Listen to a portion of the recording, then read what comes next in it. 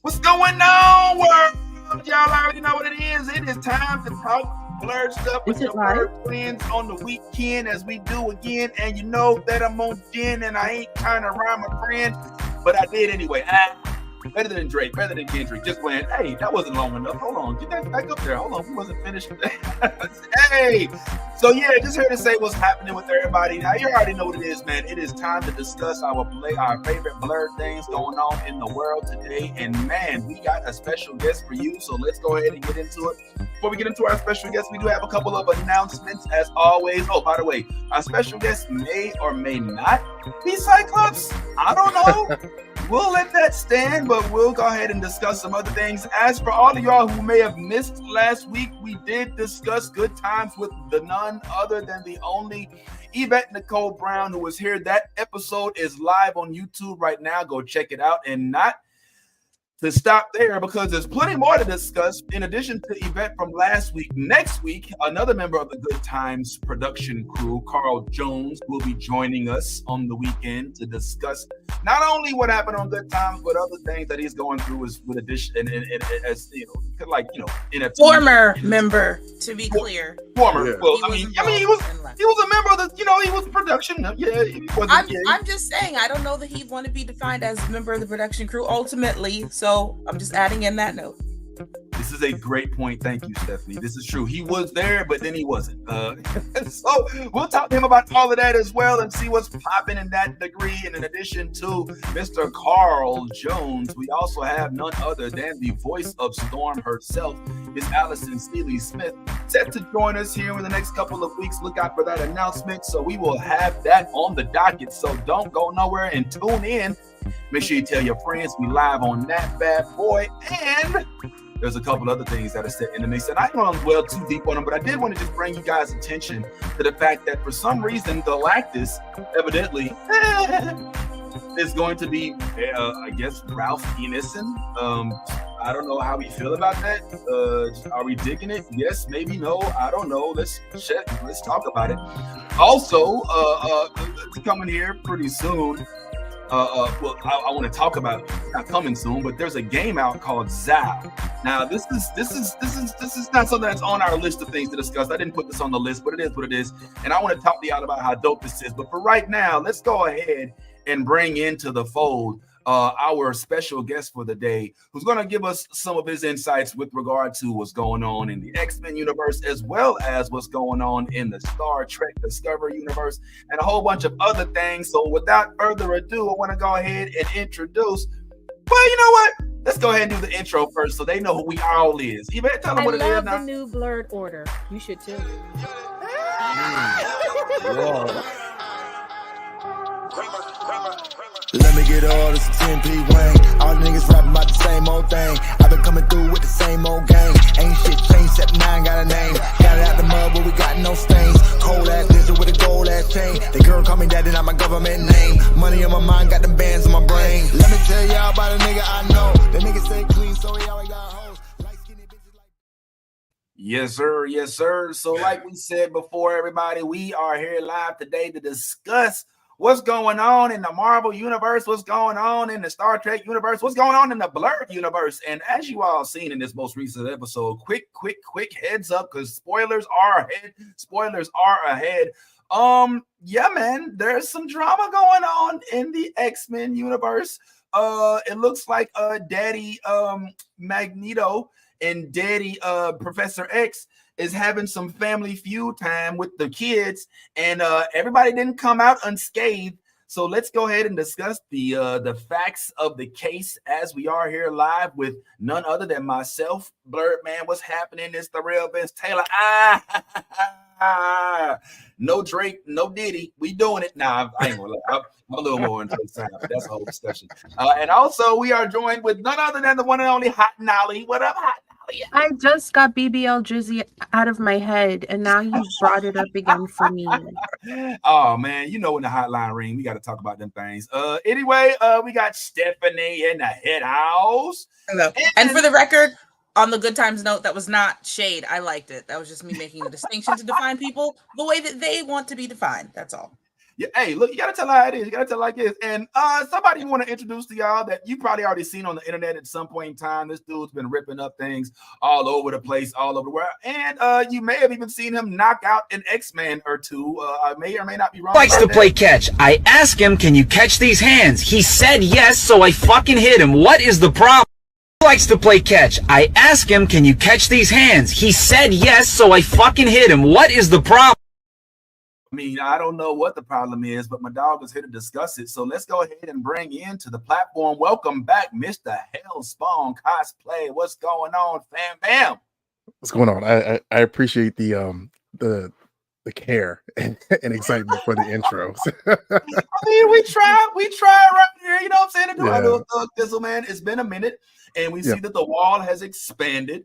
Thanks for joining us again. Yeah, man. Let's talk about it again, man. What are the new additions before we even get into what's going on? I mean, okay. So, yeah. All right. So I gotta. So turn this way. This is what we do. All right, come on. All right, so my boy Sir Julius Cosplay, he's been doing a lot of like 3D printing and such. So those are the devil fruits that he's got on sale on his Etsy shop. As far as like the new stuff, I have what is the Captain America, the Sam Wilson Captain America from Hot Toys is there.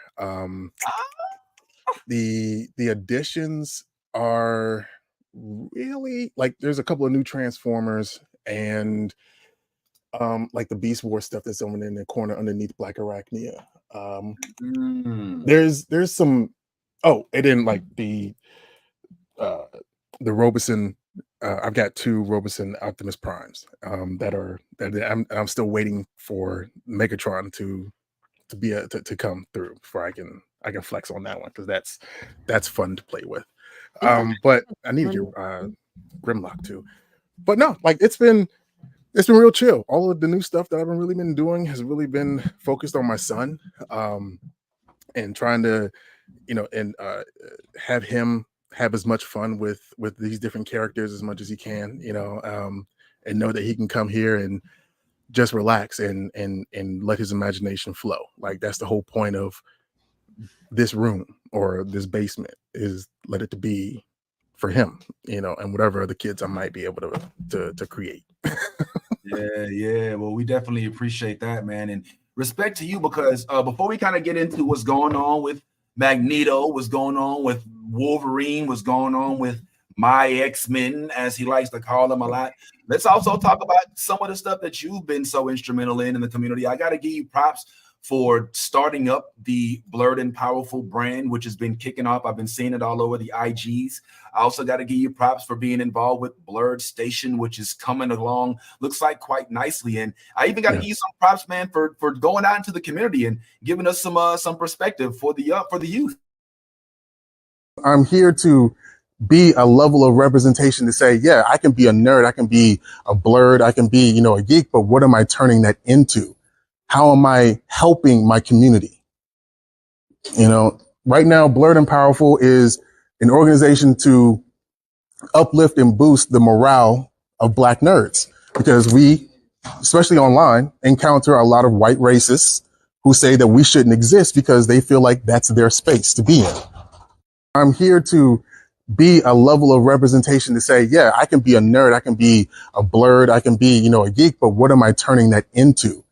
I had to let it ride twice because you was saying and you was cooking. So just kind of give us an idea of what you was going on. Like, what is that you were doing there in the classroom, and how often do you do that, and what's the message?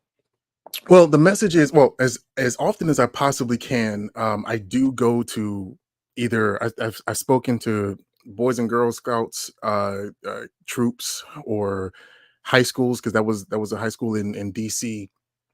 And then I also go to Bowie State University and talk to those kids there, or those young adults, excuse me, and just try to impart a positive perspective on what it means to be us in this space.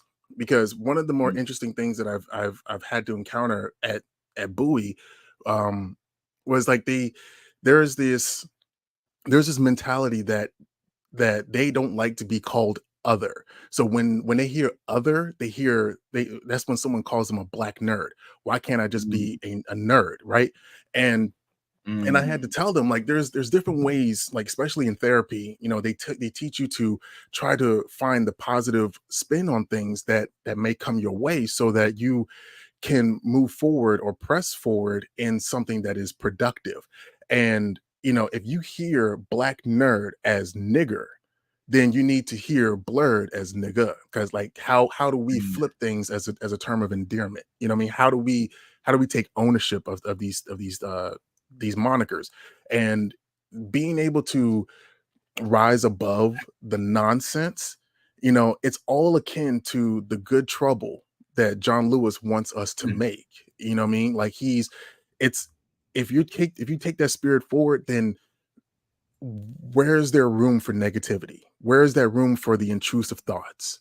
You know? So it's all about making sure that I can help them think in a different way, or help them, like, give them another path to think of, or to consider, as opposed to telling them what they should think. You know, because again, who is talking to the kids on this level from this perspective? Like, I don't think too many people are. Yeah, I want to bring this up. I don't have this without the sound, but I want to bring this up real quick. Just I'm here to be a level of representation to say, yeah, I can be a nerd, I can be a blurred, I can be, you know, a geek, but what am I turning that into? bro, the backdrop. You got a lot? You brought a lot of stuff in there with you. You got a lot of props. What's all of that stuff you got going on? Because you got like a billboard. You got a lot. Like, what does it take to prepare for this type of event, real quick, before we get into?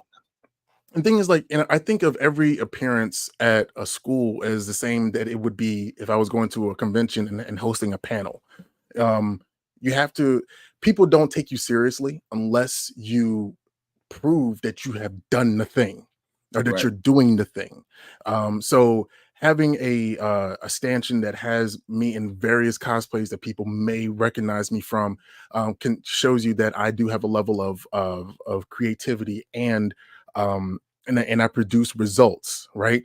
And then when you go to the Blurred and Powerful stanchion, it's about the information, where they can get the QR code shows that they, you know, where they can go in order to get more information on Black-owned comic book conventions, you know, and like just having things that's available, especially, and then like the video representation behind me.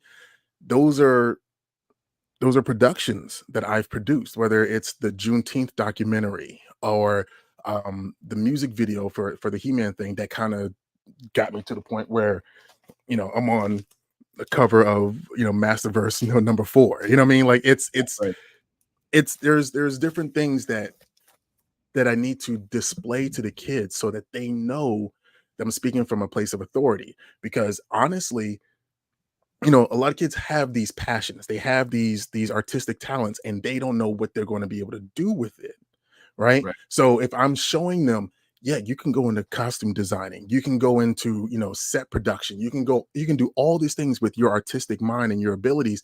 You just have to have the goal. You can find the path along the way, but if the goal is presented to you, then you're going to hit it, because you are you, and you being who you are is what makes you special.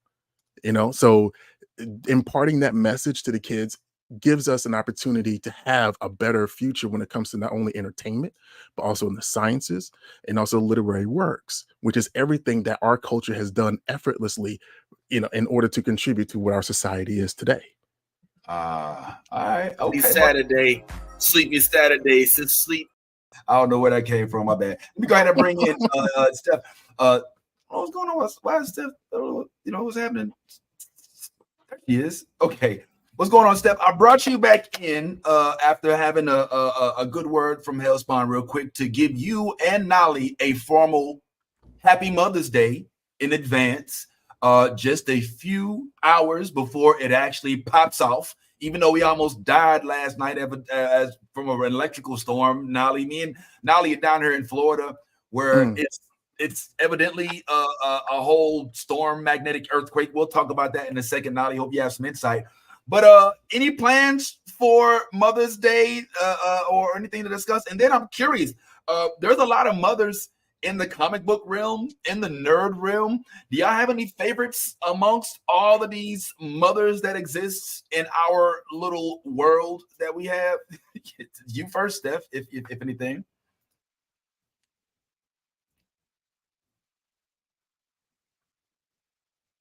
Me too.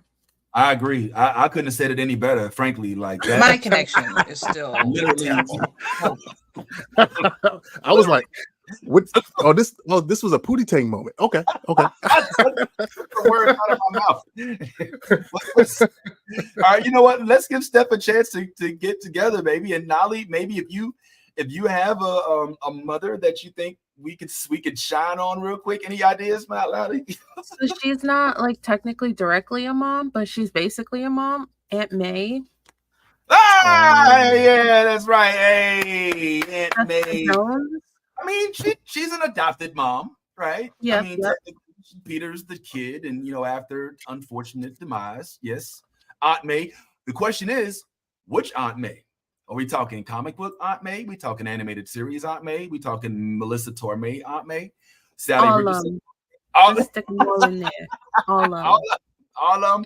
All right. I ain't gonna lie. I think Marissa Torme has been getting a lot of positive press for her role, but it is what it is. Hellspawn, did you have any mothers that you can think of in the comic book or the nerd realm that need to be spotlit?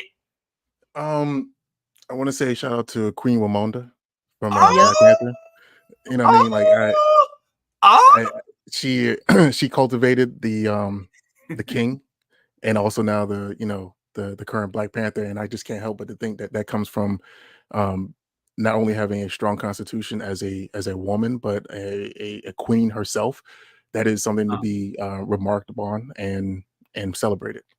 Amen. Hey, he's got a point. He's got a point. I got a mom. I probably should have. She's not Black, but she's a person of color. I want to go ahead and shout out Mystique right quick. Literally person of color. Father and the homie Nightcrawler, and for being an adopted mom to the one rage-friendly rogue who's going through man problems right now and is taking it out on the entire human race, which I'm not mad. So it is what happens, man. But wait, is Mystique the mom, or is she the dad? Oh my God. So this is what's going to happen. We're going to celebrate Mystique for Mother's Day, and we're going to celebrate Mystique on Father's Day. I'm not going to let you listen, Mystique, if you want to come out and let us know that you transgendered, then that's completely cool. Whatever pronoun you want, we're on it. But as far as I know, she's always been referred to as a woman. So I think I'm going to lean into that. But I guess she could. It's the act of creating Nightcrawler. Yeah. You know what I mean? Ooh. So that's because that's been retconned. You know what I mean? So that she and her lady, they created Nightcrawler, and she turned herself into in order to make sure that happened. So therefore, she qualifies for both. So wait a minute. So Nightcrawler is a product of. Wait a minute. I don't think I've already. Yeah, I think her name is Destiny. Destiny and Mystique made a baby through Mystique's male gender. Right. So that's the thing. Like, because when it comes to the shapeshifters, the way that they explained it is that she was able to molecularly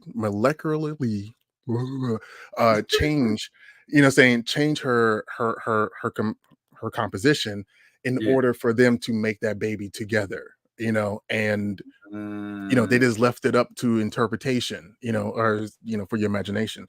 So yeah, like that completely erases the prospect of Azazel being Nightcrawler's dad, or was it Great and Creed also? Yeah, so those different versions that were his dad. So no longer, and this was the original plan back in the 80s when Mystique when her backstory was being told, but the culture and society was not ready for that. I think we need that episode of Bo. Before they let Bo go, they might have put in that. I want to see that scene. If we can kind of give us the I don't know, maybe the X-Men version wouldn't do it right. We need the Gen V version, we need the boys version. I don't know. But that's a whole lot to unpack. Steph, if we have you back, Steph, I don't want to move past the mother thing before we give you an opportunity. I know our boy is kind of maybe he's trekked into your realm, so to speak. But did you have a mother that you wanted to kind of spotlight real quick before we kind of get back into the X-Men? Sure. Hopefully y'all can hear me. My Wi-Fi is garbage right now. But I would have said Queen Ramonda for sure. Still will. That was going to be my choice also before, hearing the agreement on that. But also, I feel like coming in a close second is Wanda as one of the best and worst moms of the MCU. Actually, no, I would say one of the best best moms of the MCU, one of the worst people of the MCU, because sometimes those identities can clash. But I like Wanda a lot, and I feel like she was justified in just about everything she did. So, argue with somebody else. I got. Go ahead. I got a nomination. Miles Morales' mom. Oh, Rio. Yeah. Okay. Yeah. I mean, there was a lot of love and a lot of understanding, that's been conveyed through not only her presence but also their use of, her native language in order to impart upon him. Like there is a lot of layers there, and if you're talking about how a mom relates to her son, or at least tries to understand them, like that should be something that is touched upon as well. I think that's a great one. I haven't even, and me being the hugest of all Spider-Man fans, I'm sorry, I got you beat. Whoever you are that just said no, you're not. I got you beat. Sorry. I think that I neglected even putting that on there. On that list. I mean, I full disclosure, we may or may not have thought of this segment right before we went live. Just so you know, where you're wondering, like, why can they get together on this one? But good one. I do want to go back to Steph, because I gotta be frank. This is one of the first times you've selected a woman that wasn't a woman of color. Like, she must have really made an impression on you, Steph. Like, for you to choose. I mean, can you give us an aspect of why you said there's good parts and bad parts? What are the bad parts? And then what are the good parts? Obviously, brainwashing an entire town is like not a I think Wanda heard her and is trying to interrupt. Yeah, man. She literally took her out. And Wanda was like, she said no more Steph.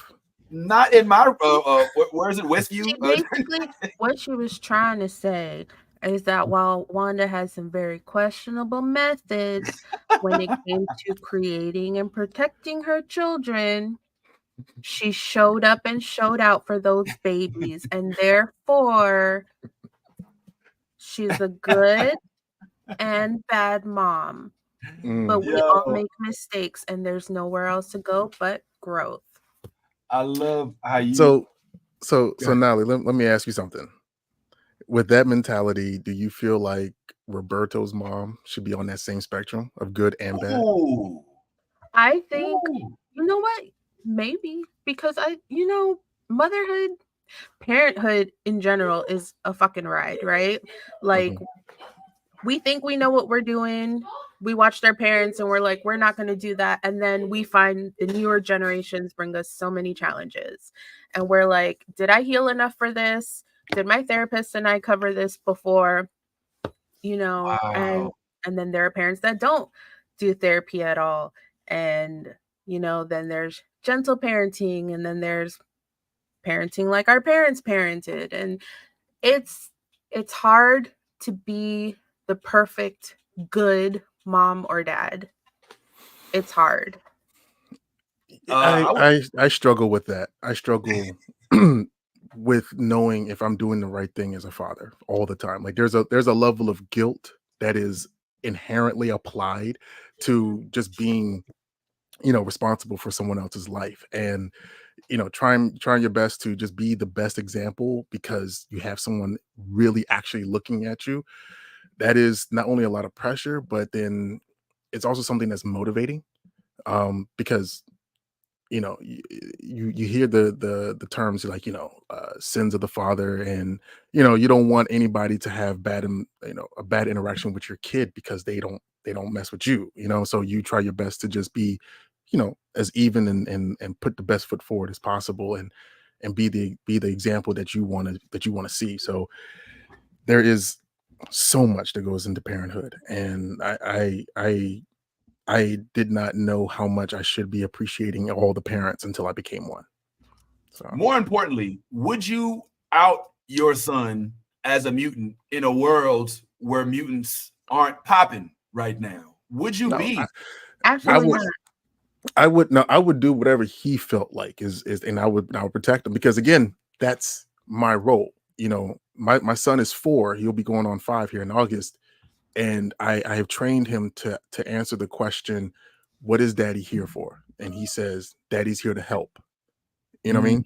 So, you know, I might be able to guide him in a certain direction, but it's ultimately his life. And if he needs me to protect him, then that's what the fuck I'm going to do. Right. And protection in this realm. Thanks for joining us. And look, Steph, next time before you just talk on Wanda like that, maybe, you know, pray first that she don't come through for your Wi-Fi. But yeah, Steph, Nolly was your counterpart. She answered in kind, in a manner that I believe you would have been very proud of. We've kind of started asking, if you've been watching X-Men, you know that Sunspot, Robert DaCosta, our Afro-Latino, that is kind of, you know, is the new Jubilee, so to speak, in 97 of this version. He's had some issues with his mom, right? Because his mom says she loves him, but she also has a business to run. And it's not so easy to run a successful billionaire business when the world don't like mutants and your son is now saying that he's one of them. How do you manage that situation, Steph, you being the all-powerful woman that you are and in the positions that you're in, if Wi-Fi gives us the opportunity to get your answer? You brought it up, so you jinxed it. See, that's why I use a cat. I use a Cat 6 cable. I'm connected to Ethernet. I ain't having no problems over here. The thing about Steph is a nomad, literally, for work. Like, she's in a different state like every day. So it would be unfair for us to ask her to have, you know, like some sort of cable plug for every time she logs. So we're just happy that she shows up when she does and tries her best, even when the internet gods are not necessarily in her favor. But I think I'm gonna keep it real, guys. It's no secret, and for those who are disappointed by this, I'm be my authentic self, because it is what it is. I'm more of a liberal guy. I want my family and my kids and anybody that comes from us to be whoever the fuck they are in real life, underneath their skin on the outside. I don't want any of my kids to walk in the house and feel like they have to put on an armor now and they have to release that armor when they go back outside. I'm not for that. I felt like I had that, you know what I'm saying? Just from a nerd standpoint, you know, but that's a whole other subject. So it's difficult for me to see myself in a position, however, where my business that has brought us billions of dollars is now hinged on my family's, you know, status. I'm not going to lie. I would be 100% supportive of my family, was 100% supportive of my kids. I'm wondering whether or not I would choose, if we were leading a private life, to then make it public just as a result of this. You understand what I'm saying? Like, who's really asking? Is it for the business to be put out there like that? You know what I mean? Like, see, I'm not going to deny it, but I'm not going to use it as a crutch either. You know what I mean? But see, that's the thing. Like, with what their money could do, in order, but they don't really need the money because Professor Xavier has money. But if she wanted to, she could flip it into an Avengers situation. If she is like, well, okay, then, like, if you want to be a mutant, if you want to be out here fighting for them, we're going to make sure that you're fully funded and you have the best, like, you know, armament. You're going to have the best this, that, and third, and we're going to choose the best mutants for the team, and then we're going to have a company sponsored mutant team.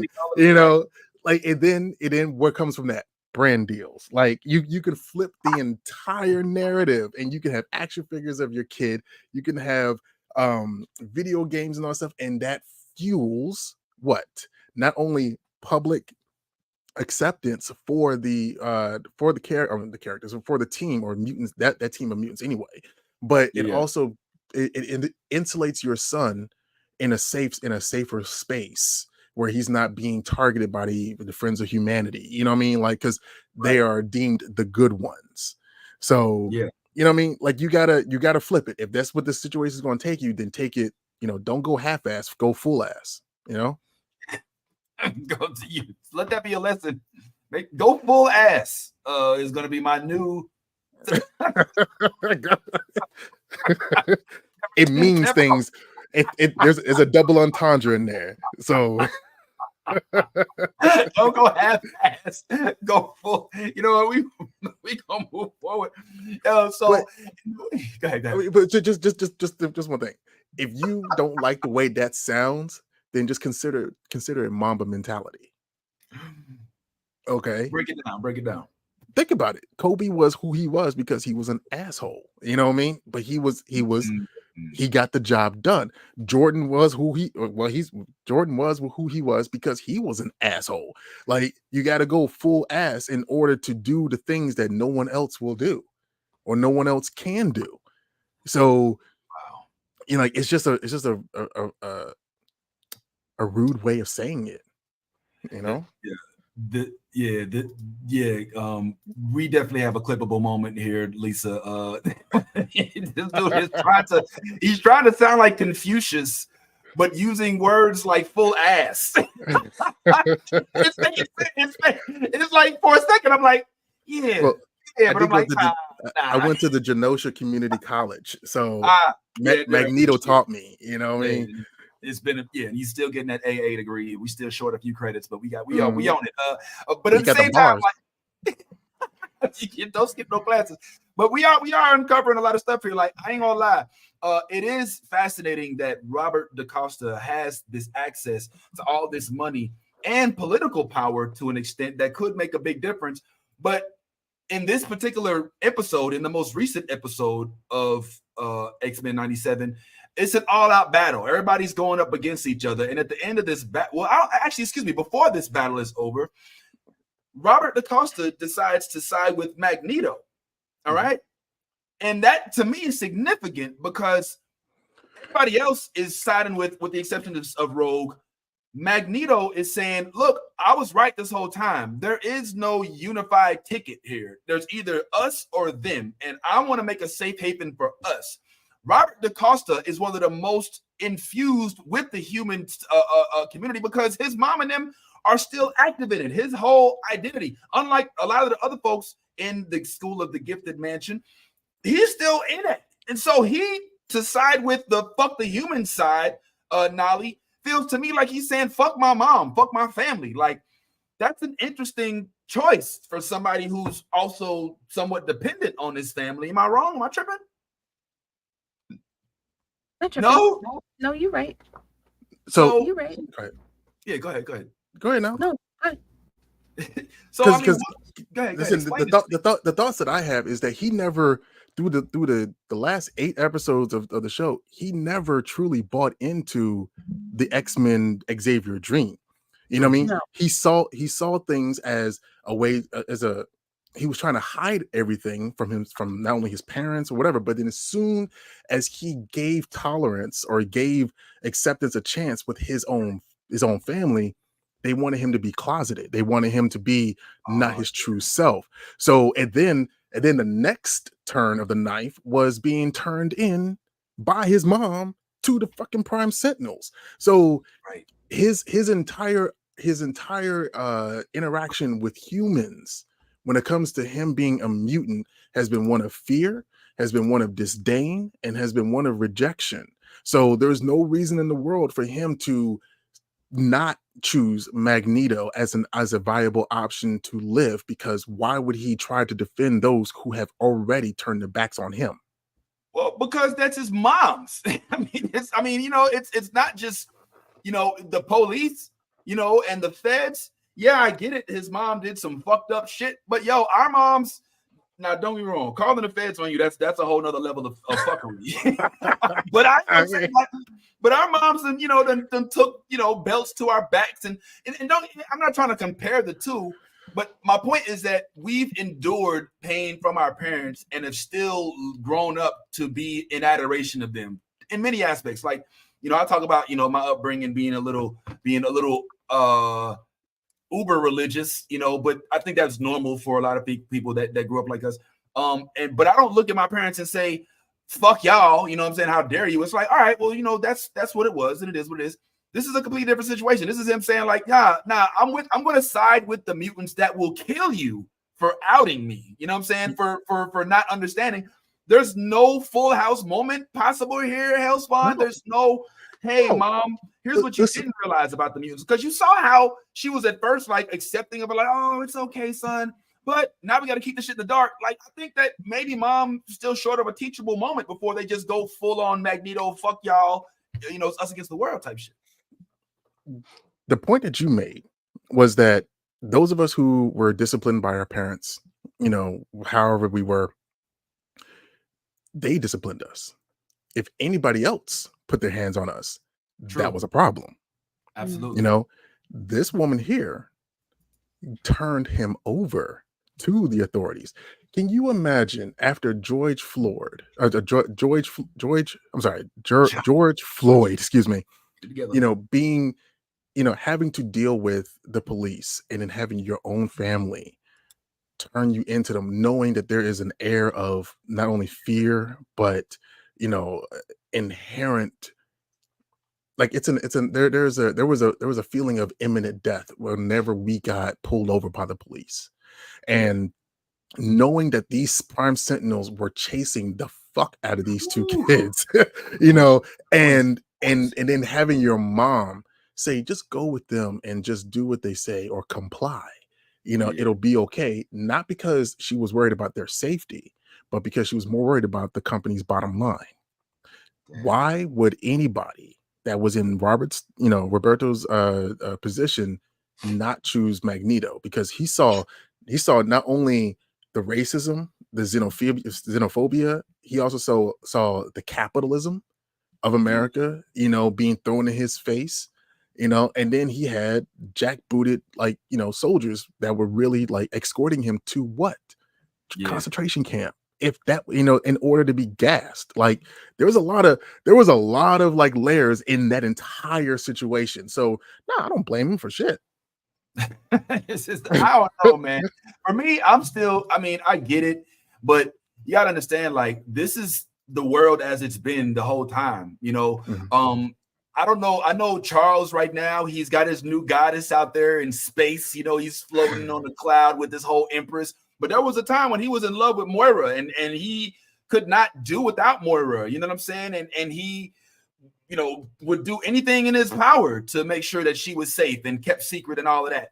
But even despite all of this, Professor X is, I guess what my question is, I'm going to kind of just move forward a little bit from Robert DaCosta.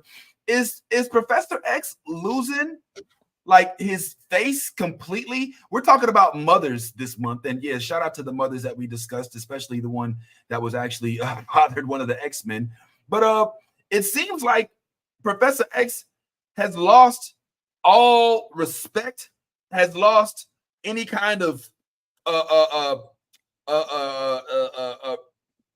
authority as it pertains to the X-Men. You can't just roll up on your honeymoon after you had this long time of we thought you were dead and decide, you know what? Hey guys, I know shit's all fucked up, but we got to still keep the fight.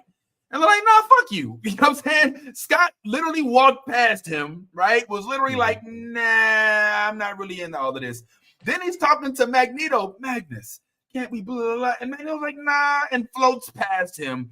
But still, somehow, there's still people on his side. You know, Wolverine, all of those other folks, and I'm staying on side. But is that sustainable, Hellspawn?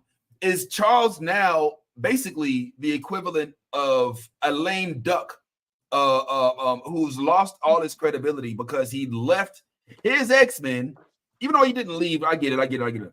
But he could have came back. He could have sent some sort of message mentally. He could have made it so that they knew he existed. But nah, he completely abandoned them on some, well, I'm going to get some cigarettes type shit and never came back.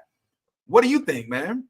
I don't believe that's the remember, at the end of season 5, he was attacked, right? And then he needed, and the only way that he could be saved was to go off with a Shi'ar. And you know, nobody knew what his condition was going to be. They didn't know if he was going to be comatose or whatever. So they accepted the fact that he was not going to be a factor. Him coming back, or him ruling, or at least being, you know, a part of the Imperium, you know, and then choosing to leave that to come home because his kids had been, you know, hurt in a very detrimental way. That, I mean, that's reasonable. You know, it's not like he left on his own or for, you know, for his own purposes. He left because he was not going to get better from the attack that the humans, you know, launched upon him. You know what I mean? So he came back home. You know, as soon as he was better, he came back home. But as far as your question is whether or not is the dream we don't want to say is the dream sustainable? Honestly, as a Cyclops fan, Yeah. no. Yeah. Like the X-Men fighting at this point, the X-Men fighting at this point are fighting because they know there's a bigger thing at stake, and they're trying to hold on to what they've always believed in. Different interactions that will come, whether it's Avengers versus X-Men or even Onslaught, you know what I mean? Or even like the Age of Apocalypse, like it's Messiah Complex. There's a whole lot of different things that happen that change the X-Men into, you know, the freedom fighters that they've always been, but now they're claiming it as opposed to being superheroes. They are soldiers, and they have to be soldiers not by choice, but because of the world that doesn't accept them as they are. Well, you know, what's your thoughts? And Nolly, don't let me speak for you. But what are your thoughts on the dream as it existed before? There was a time that not only all of the tenants, let's call them, or students, or the mutants, let's just say, that are staying under the roof of Professor X up there in Massachusetts, were all on board with the Xavier doctrine, you know, the coexistence bumper sticker. Even he even got Eric, even got Magnus to jump on board for a little bit, you know what I'm saying? At the very beginning of this show, he's like, all right, Charles, you got me, you know, maybe he was right, you know what I'm saying? But now they're like, nah, fuck all that, you know what I mean? And Magnus has basically already started, looks like he's secured the land for Krakoa or whatever that land is that he's got up in the clouds. Asteroidium. I mean, is this where we are leading? Because it feels cyclical to me, right? We started off with X-Men being Magneto, Professor X. It's literally the beginning of the opening sequence. Then Magneto goes and takes charge. Now we're back to square one. Is this what we were always going to end up in the beginning? I mean, and also, are we now looking at a rogue that's kind of like in the position of Mystique originally? Because that was kind of like Magneto's right-hand guy. What say you, Hellspawn? No, Rogue is the Colossus analog from the comics, because Colossus lost his sister, you know, to the virus, and that's what made him turn in that story. So that's where that's coming from. I just wish we had Colossus in the show, because he's my second favorite X-Men. But yeah, it is cyclical, and the only way that they do get out of this cycle is when you start the Age of Krakoa, you know, and you have the story where, you know, you have Moira actually be a mutant, and she has seen all this stuff over and over and over and over again, and mutants just don't win. So they do have to do something different, you know, and that's they have to work through those stories in order to get to that point, because but they are moving through these stories pretty quickly. Like Inferno was like what, an episode, and that shit was like 5 years in the books. Yeah. They take the time, right? But I mean, it's fine because this is an adaptation. We can't do one-to-one, you know, comparisons and people really don't get that, and I don't understand why. Because as soon as you start talking about, oh, this is not the same as the books, I'm like, well, Tony Stark was in Vietnam in the books, but he was in Afghanistan in the movies, so we accept that, right? You know, Hank Pym wasn't at the start of the Avengers, and this one, he, you know what I mean? Like, there's a lot of things that you gotta accept, and you choose not to accept it. Selective outrage is stupid, but yeah, I mean, yeah. Let's not forget, there's no such thing as bio webs. It's like the first Marvel like major launch in 2002 with Tobey Maguire. You don't have That's that universe. That's that universe. They explained yeah, it. exactly. You know what I'm saying? So I mean, yeah, there was a little bit of a backlash for that, but it wasn't something that yeah, so you're right. Yeah, retconning is not something that you have to do all the time, but sometimes just go with the story. You know what I'm saying? It is what it is. Sorry, I didn't mean to interrupt. Just go ahead and put it in. No, I mean, I don't think the dream is sustainable the way that these people move. Right. You know, I mean, this is, remember, this is all supposed to be an analog or a story to exhibit what real life is. You know, we as Black people experience this racism, this bigotry on a very visceral level. You know, we just had another shooting death, you know, just Yep. revealed to us a couple days ago.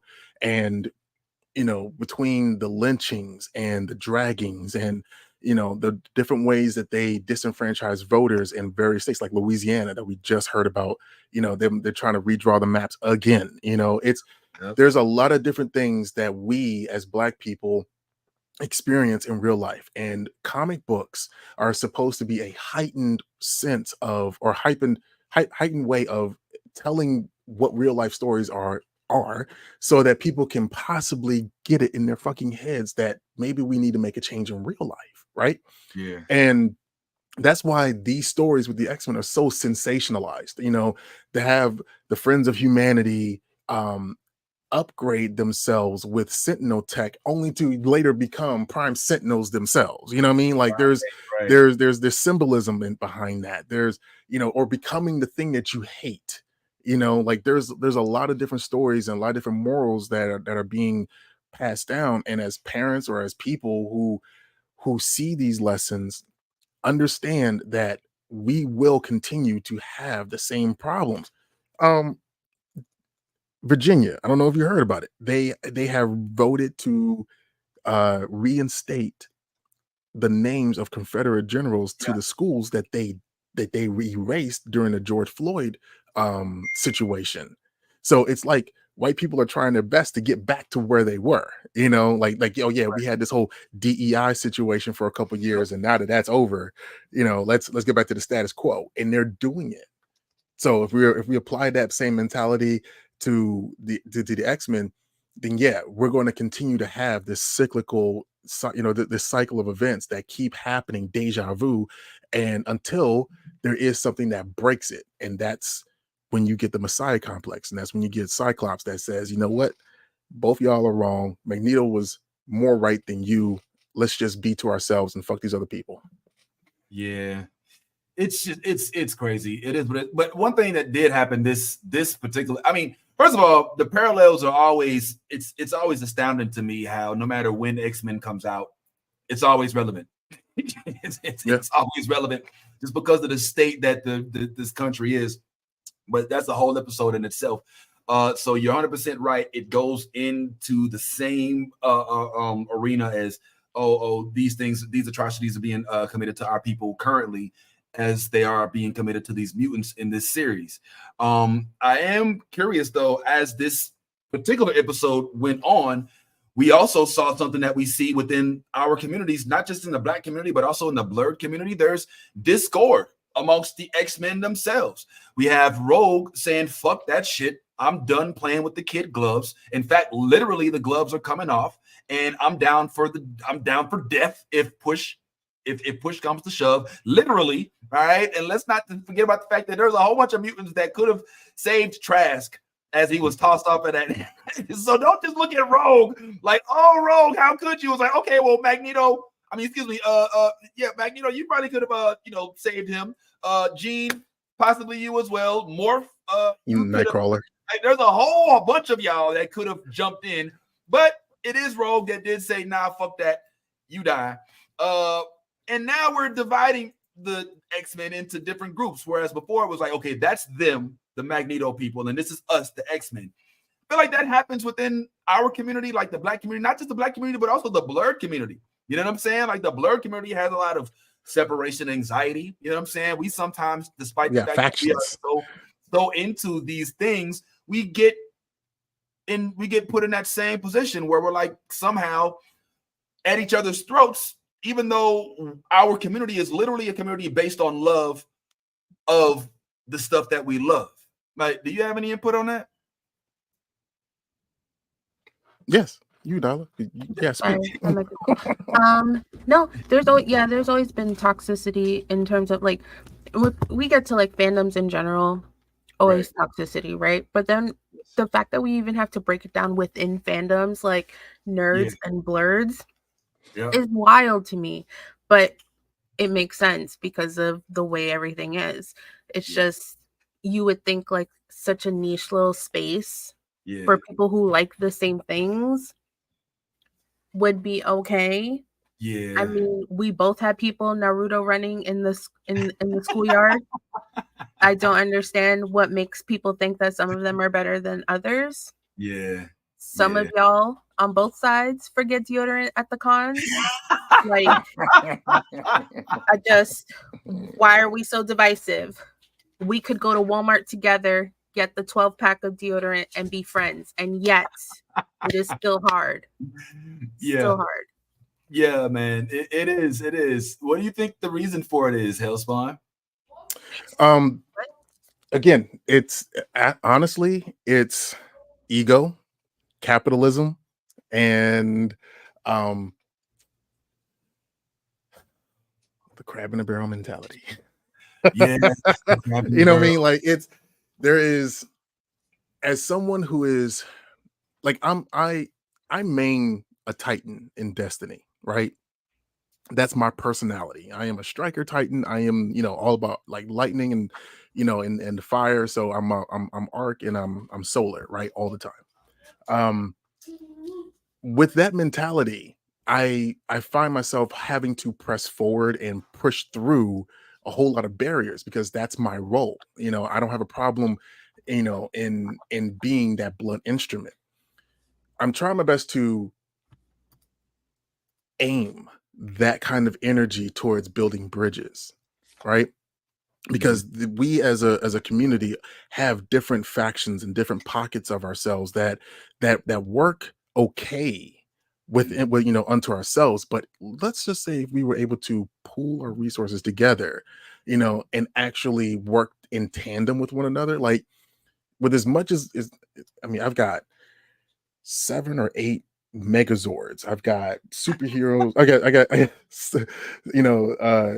got Voltron over here. You know what I mean? There's the way that we could come together, like these things that we've seen before, to work together and actually complete a mission. It's embedded in our DNA. But knowing that folks are really, they have to be out for themselves because they feel like no one else is going to look out for them. Right. And then that it's also indicative to the civil rights struggle, because back in the 60s, we could go protest, we can go, sit in at a restaurant, and we could do all these different things, and we know that our kids are still taken care of because the rest of the neighborhood is looking after our families, right? That's not really the case now, because if you don't do those 40 hours, you ain't gonna get paid. If you don't show up where you need to show up because you have like a cause in your heart, then the rest of your life kind of goes to shit. You know what I mean? So we don't live in that kind of society anymore. And I'm wondering if that's by design, in order to tamp down the resistance. Right. So knowing that we as a people are trying to get out of the mud on our own and trusting people to not be shitty, to not be disingenuous with their motives, and it takes a lot. It's a very large bandwidth we need to have in order to navigate these spaces. And it doesn't help that we have forces like white racists or diminished algorithms. You know what I mean? Like there's a lot of things that are fighting against us. So, as soon as we can have cogent conversations and people can agree and adhere to contracts so that they know that there's some level of security, that to move forward together, then that's what I'm trying to build, not only with Blurred Station, but Blurred and Powerful. So it's difficult because I see these people for who they are and for the both good and bad. you know, and the bad sometimes just really outweighs the good. And I'm just like, no, I don't want them nowhere near what we're trying to build, because they've already proven themselves to be something really, really, really terrible. I feel like in the if I could give my quick experience in the blurred universe, so to speak, and then we can finish up on X-Men. Then I gotta get your thoughts on Star Trek Disco, as you call it. Discovery. That's my shit. So Star Trek fans definitely don't go nowhere. We're going to get into that talk.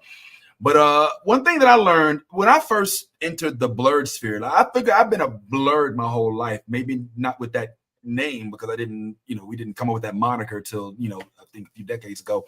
But I thought that when I came into it, that I was coming into it as some guy who was going to show everybody that, hey, we can do all this together. We are the world, kumbaya. You know what I'm saying? Let's link up as, the Avengers of the world. And I was pleasantly surprised when I jumped in and I was like, yo, this shit already exists. Like, there's a whole world. I'm not a pioneer. Like, this has been done a long time. I'm just jumping into it. I'm just now getting into the pool. And I think that this comment I liked it. Faded One. TTV. What's the TTV, by the way? So, I mean, I see a lot of that on PlayStation. He streams on Twitch. What is that? What is it? He streams on Twitch. Oh, that's Twitch. So that's the Twitch thing. It's just TTV. It's Twitch TV. Okay, all right. Because I get a lot of dudes try to battle me in Mortal Kombat. That is trash. By the way, I'm at Kung Fu Mini. If you want to get your ass booked on PS5, Kung Fu, no capital, just VINNI. Come get a lesson real quick. Me and Scorpion will show you what's going on. But I'm always like, okay, if this exists without me being here, then that means that there are already individuals that have their own ideal of what it should be, what it could look like, who is admitted to this cookout, so on and so to speak. And we curate based on what it is folks like and who they are and how they are, who's welcome. So I'm not completely opposed to it. Even in the Black community, we've got Black conservatives, we've got Black liberals, we've got Black Christians, Black atheists, Black Muslims. So we're always compartmentalized. I guess where I get a little upset is because the fact that our particular community is one that is literally based on love, of comic books, based on love of movies, love of science fiction, love of literature that embodies creative minds, love of art. It's so hard for me to find when we step back and be like, yo, these groups right here, the geek salad don't mix with the geek set, and shout out to Geek Salad and shout out to Geek Set, both of which I love both of them. But it's such a weird thing to see, as he said, some folks are just trying to express their own individuality and their own freedom. And when that clashes, we find ourselves at odds with each other, even though we're at odds with the love that we have for what it is that brings us together. All right. I don't even want to ask no questions on that. I just want to get that part out. No, just real quick. Please. The reason why we have such divisions within the blurred community isn't just because of the personal aspect where people are trying to get out the mud and trying to be more popular than the next or anything like that. Let's take it back to the actual fandom itself. You got people who have never read a fucking comic book that are espousing things that they may have read on Quora or for Google, when you have those of us who know this stuff forwards, backwards, and diagonal, to be heard. I mean, to have to be listening to people who've only seen the movies and maybe halfway watched a cartoon. You know how many people realize people never watched apparently the X-Men series beyond season 1 because they didn't know Morph came back in season 2, episode 1. Yeah, you know what I mean? Yeah. And yet you want to have discussions with people who know what they're talking about. Why don't you just stop and just read something before you speak? But that's not what we're encountering. We're having people who have initial reactions to things and they're always half baked. And then when they get embarrassed, they start talking about you like you did something to their parents, or it's funny, and that's where the fandom, that's where the immaturity comes into play. You know what I mean? All right. Well, sometimes it's on deeper things. Sometimes it's not as simple as as much as I agree with you, because there are going to be people that are like, what the fuck are you talking about? The One Piece live action was nothing like the actual. Well, I never. There's always going to be people that But then there's like legitimate disputes, like about whether or not Good Times was a good show. Should we have given it a chance? Or whether or not Jonathan Majors should have been drugged through the mud like he was, or you know what I'm saying, or things like that. Like I know for you were more when Jonathan Majors was going through his whole thing, were you like questioning whether or not it was true, or like, you know, I was the guy that was saying wait until the results of the trial.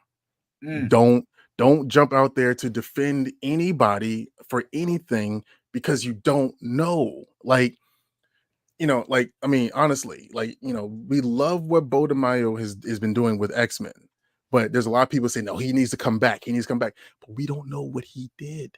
Yeah, that's you know what I mean? And like, and the thing is, he's worked for Marvel on several projects. You know what I mean? Like Moon Knight was one of them. And like, there's he's been around for some time. So for them to fire him the way that they did, something, you know, whether it was fear of having to, because like honestly, in my mind, if I'm being honest with you, you know, there's the mentality that he was a really difficult person to work with.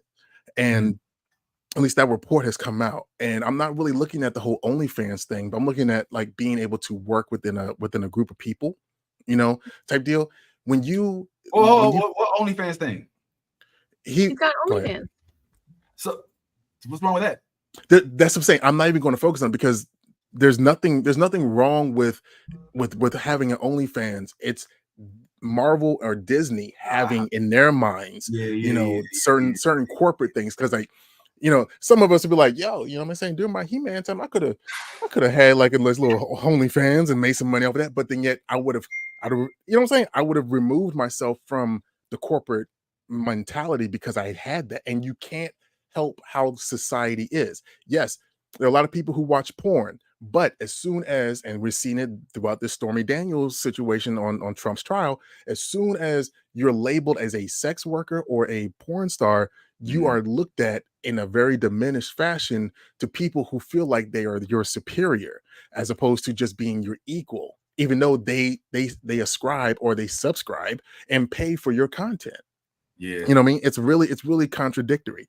But what I'm saying is, we don't, as far as the whole idea that he may not be a very good person to work with, they are coming off of, like I said, this is myself personally feel as though they are afraid of the backlash from what happened with Jonathan Majors, you know, because they had been told for years that Jonathan Majors was a very difficult person to work with, or he was just who he is. And some people just kind of got to like accept it. And they weren't really, they kind of just like, well, it'll be okay. We'll trust it. Let's give him Kang the Conqueror.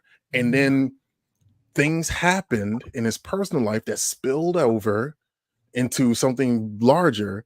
And then they had to deal with that. Now, just less than a year later, they got this guy, Bo DeMaio, who is doing special things. You know, who knows what else may come out, and do they want to be wholly, you know, associated with that? I don't know. You know, so I just rather be like, yo, it's cool that he's tweeting. It's cool that he's giving people insight. It's cool that he loves the project as much as he does, and you know that they're giving us something that we haven't seen so good since like Endgame or even like, you know, No Way Home. You know what I mean? Like it's been a while since we've had this kind of Marvel goodness. But before you all jump on the bandwagon of we got to bring him back, we don't know what he did. Yeah, that's the tough part. Because there's a lot of people that got caught unawares. Like, oh, Jonathan Majors, he was running from her. Like, did y'all see that he not stuffed her into the truck? Like that's what he got convicted on. Like, I think, frankly, if I did interrupt, I think that's where Nani, go ahead. Were you saying something? No, like he's completely right. Like people are like, oh no, he was running from her. So obviously, okay, but literally text messages proved that he admitted that he did put hands on her and asked her not to go to the hospital because she didn't know how to lie appropriately and it could be his career. But we're going to forget all of that because he ran the one time. They were both toxic. Toxic people do not belong together. people who put hands on each other do not belong together. Neither of them are right. But unfortunately, only one got in trouble for it. But because he's a black man dealing with a white woman. That's all I gotta say. That's all I gotta say. That's all Well, hold on. Well, look, I'm not gonna say that we're wrong with that, but I would say, before I say, well, only one of them got in trouble, I would say one of them had more to lose. If I'm not mistaken, the white girl did get arrested. She does have a charge. She did, yeah. But she was not the major. She was not leading. She's not Marvel fucking Studios. Right. At the time. So, like, yeah, her fall from grace is going to be a lot shorter than Jonathan. Has a lot more to lose. You know what I'm saying? So I'm not trying to admonish her. She had a lot more to lose, for sure. But I mean, in this instance, like, he was the one that had way more to lose. I still think that the funniest chosen one. None of we were rooting for you. You were supposed to do that, like, turn the force, not. You know what I'm saying? But I in my opinion, it's like it's the as much as I hate the fact that it happened with Jonathan, and I hate how it all went down, and the running, and then I ran, all of that. Yeah. The thing that sticks with me the most. Now, let's go ahead and agree that abuse is egregious, no matter what form. Point blank, period, full stop. Not trying to justify it, not trying to step over it, not trying to make light of it. But the Coretta Scott King shit had me dying. I was like, wait a minute, you realize you're talking to Patty Mayonnaise and you're asking her to be Michelle Obama. Patty Mayonnaise was blacker than this woman. What are you talking about? 100%. 100%. That in my mind shows the lack of judgment. Like, you can't ask Taylor Swift to be, the wife of Malik Shabazz. But see, that's a level of, like, narcissism, right? Mm-hmm. That you are able to say, this is who you're going to be. How are you going to tell someone else how to act when you yourself are not really in control of the things that you do? You know what I mean? Like, it's disingenuous. It's a intellectually disingenuous argument all the way through, and it only is garnered and it's dictated by one's emotions more so than anything else. And the fact that he was exposed the way that he was, like, people don't really realize all of what came out in those text messages, and the fact that a psychiatrist or a therapist can look at the conversation between the two of them and be like, wow, there was a mental and emotional abuse happening there, and that's something that a lot of people got triggered off of.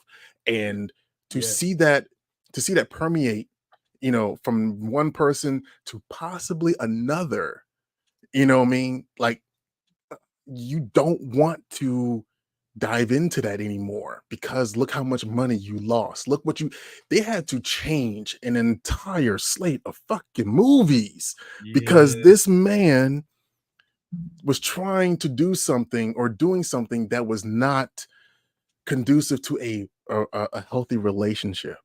And when you start thinking about how people have relationships in work, and people having a really hard time working with you, Don Lemon was a prolific Black, LGBTQ plus, member of society. And he got boiled down to being called a mean girl. You know what I mean?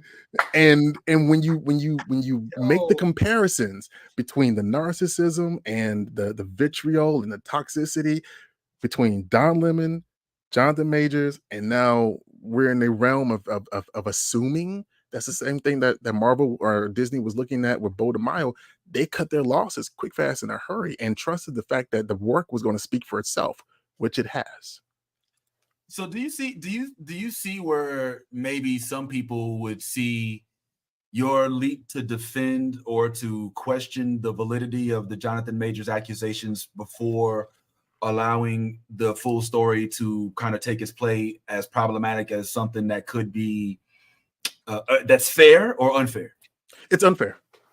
Because the way that people deitize celebrities has wrought so much havoc within the Black community. And so let's just talk about that, right? R. Kelly, Diddy, you know what I mean? Now people are starting to realize that Drake has had some questionable like situations, and whether whether you believe it or not, whether you subscribe to it, ascribe to it, whatever, you have to look at the evidence that's been put before you. And for you to just immediately come to someone whom you've never fucking met, for you to come to their defense and make excuses for them, you are putting you are sacrificing the victims that, or the possible victims, for the adulation of someone who doesn't even know your name. You know what I mean? Look at Megan. Megan actually lied to the police to make sure that they didn't kill this black man, because in her mind, that's what happens to us. And then it gets immediately flipped to, oh, she's a fucking liar. You can't trust her. He didn't shoot her and all this other stuff. Like, so which is it? Is she for black men or is she not for black men? You know what I mean? Like, Exactly. if you're looking at things, logically and objectively, we are coming to defense of men way before we're coming to defense of women. And what cause do we have? Like, why are we doing that? We're protecting predators who prey upon, like y'all were quick, not y'all, but y'all were quick to say Cassie was lying. You know what I mean? But then for what? Because Diddy has showed you that he was brother love. Like that was a brand switch within the last 5 years, right? But any other time he's been known to be a ruthless businessman. Now we know that he's a certain type of other kind of person, until things come out in court. I'm not going to say that he's this, that, or third, because I'm not gonna do that. But I will say the evidence is right there. The people who have, I didn't know anything about Diddy parties until a friend of mine, Crazy 8 the Great, was like, "Oh no, you never want to go to Crazy 8. What's up, Crazy 8, the rapper, right?" Yeah, like I was at his house a couple months ago, and we were talking. This is before Diddy, the whole Diddy situation came out, and we just happened to say like, "Oh yeah, there was a party that Diddy threw or whatever," and then he's like, "No, you don't want to go to the Diddy party." I'm like, "What you mean? What happens at Diddy's parties? Like what's happening?" And he had to get me hip. And so when things came out, I was like, "Oh shit, Miguel, you were right." Yeah, man. Yeah, but yeah, you can't deitize these celebrities and say that they didn't do something without you even knowing who they are. That doesn't make any sense. So do you think that perhaps, and forgive me if this is too forward of a question, but would your a leap, and then I want to get into finally some of the other stuff that I really want to get to, because we got a lot to talk about. We didn't even scratch the surface. But some of the leap to maybe say, all right, let's wait and let's let Jonathan Majors have his day in court before we leap to say like he shouldn't be, Kang. Does that come from any personal experience or anything, like perhaps where, it's easy to it's possible to identify with accusations, or with maybe where you're not able to really defend yourself in a manner that people are trying to put something onto you that may not necessarily be at all the way it really happened? Yeah. And that's learned experience. I've been accused of things that I did not do, but I never really had. I learned early on that the only way that I can save myself is to have receipts. You know what I mean? Like somebody said I'm in one place doing another thing or doing one thing, and I'm actually like 2 states away doing something else. How do I cover my ass? Photos, posts, pictures, like videos. Like you can't say that there's no trail of where I'm at and who I'm with or whatever when I do what I do for that very purpose. So you have to protect yourself, and knowing that being someone who is a celebrity or someone who's in the spotlight for whatever reason, there are going to be folks who are going to try to diminish your light because you're in a position that they're not in. Inherent haters do exist. I would tell you what I'm going to do, but the haters would sabotage me. Like that is a real thing. So my position of not rushing to judgment has served me well, because I can always say, well, I didn't say that, or I can say, I don't have to say I told you so. I just have to, the only thing I can say is, we just need to wait until we get the full story, because there's the truth, there's one side, there's the other side, and there's the truth, right? Once we get to the truth, you can make a reasonable decision as to what should be the next step. Like, I'm a former police officer, so the mentality is what's What? reasonable. What? Hold on, man. You should have disclosed. I ain't know about all that, bro. We don't really get down with, you know what I'm saying, with folks in the uniform. I would not have had you. Let me stop. But see, I'm just saying, like this. But then I was a Fed, like I was with Capitol and Pentagon Police, right? So, so like the whole mentality with them is, as a police officer, as a law enforcement entity, like when you come across a situation, what's reasonable? Ask that question to yourself, because if you go beyond what's reasonable, you'll go to jail. They drill that shit into our heads. Don't do that, you go to jail. Don't do that, you go to jail. This last shooting that we just had of this airman, everything that man did, you go to jail. You know what I mean? Because it's a small town, it's a municipality. You know what I mean? They don't have the same kind of training, or they have a certain type of good old boy system where they cultivate bitch ass motherfuckers that don't know how to fight, and the first thing they want to do is reach for their guns.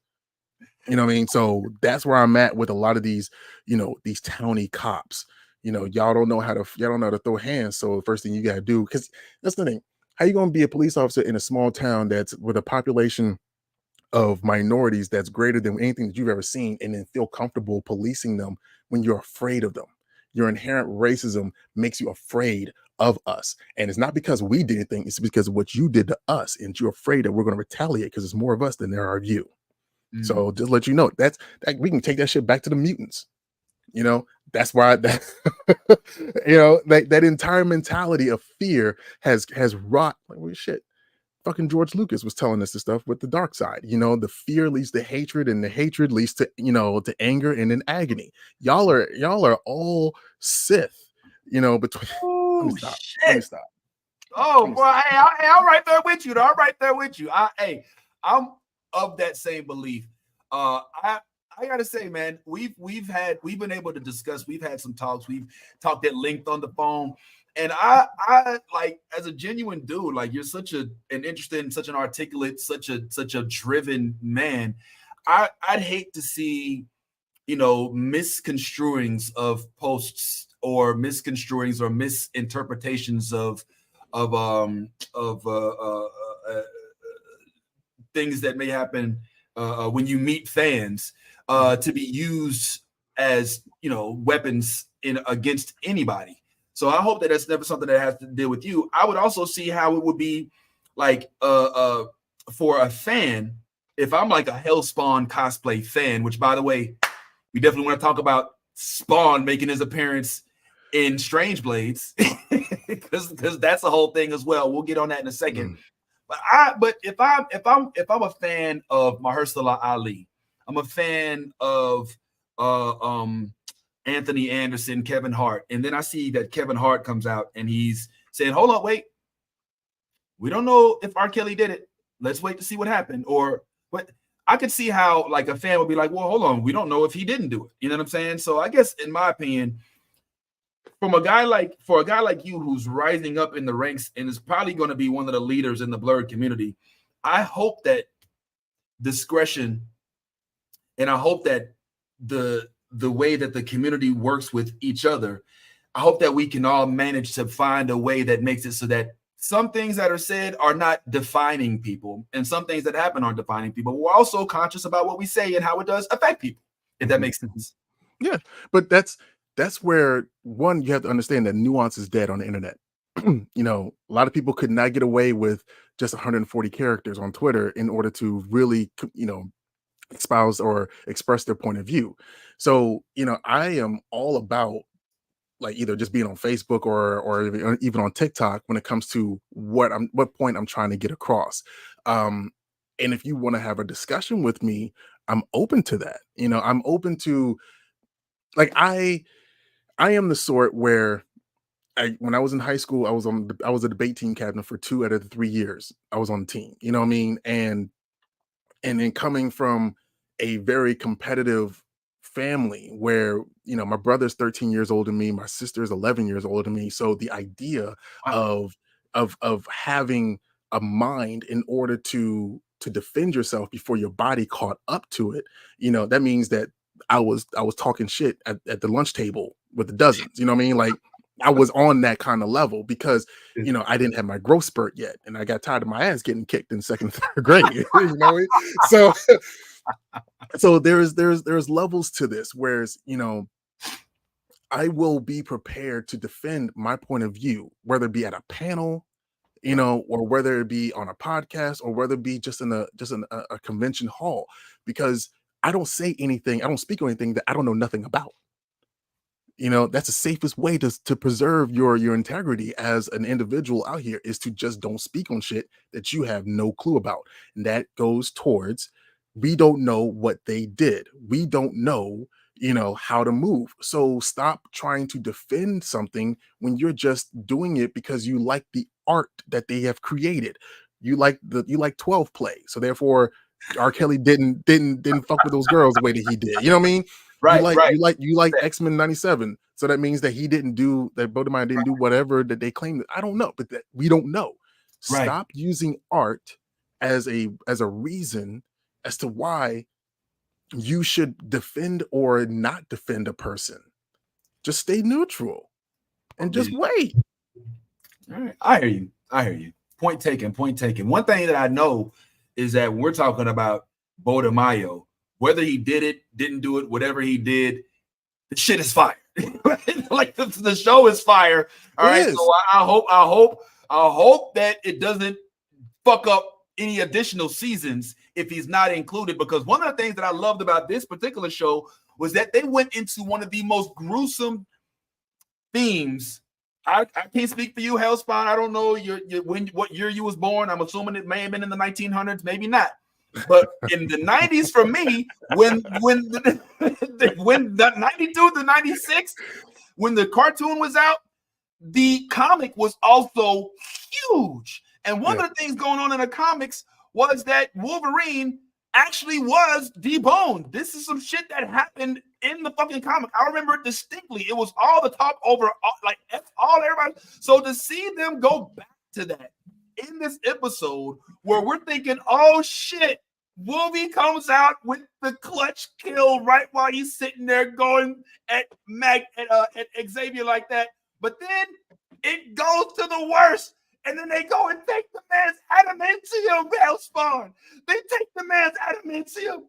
It's going to happen. It's happening right in front of us, bro. And we're sitting here taking the shit. How do you respond? How do you react? When you saw this shit happening, did you have the same thing going through your head that was going through mine? It was like, oh shit, they're doing it in the cartoon too. I was like, go ahead, please. I was sitting there because I watched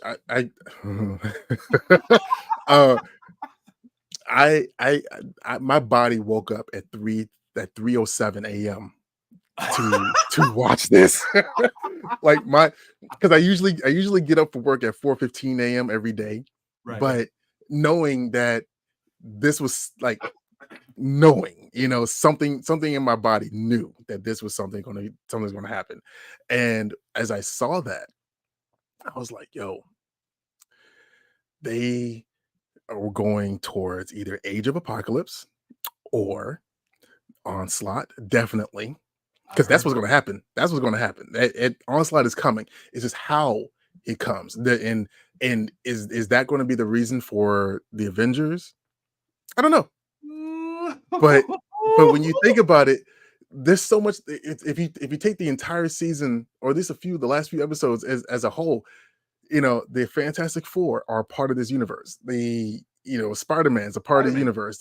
You know what I mean? Like, because we saw Doctor Doom, we saw Zemo. You know what I mean? Like we saw Zemo. We did see Zemo. And then I think that other image, I think that was Killmonger. I think that was a comic accurate Killmonger in that third image of all the villains that were there. Because again, think about it. Black Panther was definitely in the last episode of season 5. You know, and he saw them going into space. So he was all of these factors are there. You know, Hulk has been a part of the show. you know, not just between Morph, but you know, yeah. So I sat for a second after it happened. I paused it with the splash page of him, and then because like I've got the comic right here, like I keep it right here behind me. No, you don't. Right Where here. is it? It's right Which here. one? It's an X-Men right here. That's a Fatal Attractions number 25, you know, volume 2. And then like there's X-Force number 1, and then there's the first yeah, that was the breaking of Batman. I have all of like the seminal comics sitting right here behind me, right? Nice. And I sat here and I thought about it. And I was like, this is going to go in either like 4 different directions. But then when Bodemile said something about like, you know, the time loop from Star Trek, I'm like, fuck. Whoa. Like, damn, like, so I don't know exactly how this is going to go. And that's kind of interesting. And it's also like, I'm not sure if I like that, because just the week prior, he was like, Bishop's not going to save you. Time travel is not going to save this entire situation. And then you think about what B said, that this was an absolute, like Genosha was an absolute point in, or a canon event, you know, in this universe. And the fact that Cable can't do anything about it, and his fucking time spear or cube pulls him back as soon as he's about to do something to prevent Genosha. And then you got the Watcher that's looking over at the things. Like you're just like, this is going to go towards Age of Apocalypse, Onslaught, AVX, man, and then Messiah Complex, and then fucking the Krakoa Age. Like it just has no choice but to. Yeah. I mean, I'm interested in seeing how they go. I mean, this has been so sequential. I feel like the pace of the show has been almost perfect. They give us Storm, take her powers, bring her back right before the end of the season. Beautiful. They take Rogue, make her benevolent, give her a love, has her lose both of them. You know what I'm saying? Like everything is just going well. Even give us back, you know, the familial aspects of her and Nightcrawler. There's no way to not be impressed with what's going on here, and I'm just here for every single last bit of it. Even as it starts to, as you said, she sees Bodemire, or excuse me, he was saying that this is like the Star Trek time cause and effect. The cause and effect. So it makes it's kind of interesting that you bring that up, because this episode did happen in the same week that Storm got her powers back. Michael Burnham on another show that we like a lot, Star Trek, had to fight herself. Now, listen, I know that's a hard turn from I tried, Nolly, I tried, man. That was a hard turn. The segue had a speed bump. It was rough.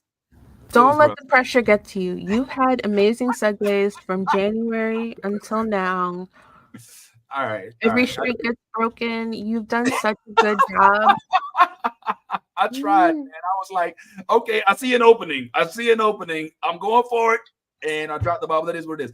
But we are where we are right now, man. Listen, let's keep it real. I'm a Star Trek fan. You a Star Trek fan. I'm a dude. He's a dude. We're all dudes here.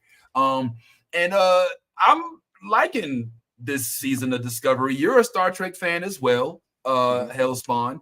So that means not just Discovery, but probably Strange New Worlds. Strange New World is the shit. It's the best one. It's the best one out of them right now. It is the best one. I'm not gonna lie. I'm loving Uhura. I'm warming up to Kirk. I didn't like him at first because we're always gonna compare him to the two Kirks we got, Chris Pine and the Shat. But it is what it is. I'm looking forward to Section 31. Nolly is as well. Picard, the first season was good. Then it kind of trickled away. The third season brought it back. The third season, I like the reunion aspect of it. It was good to see Counselor Troy back and see she hasn't changed much. I gotta edit that part out.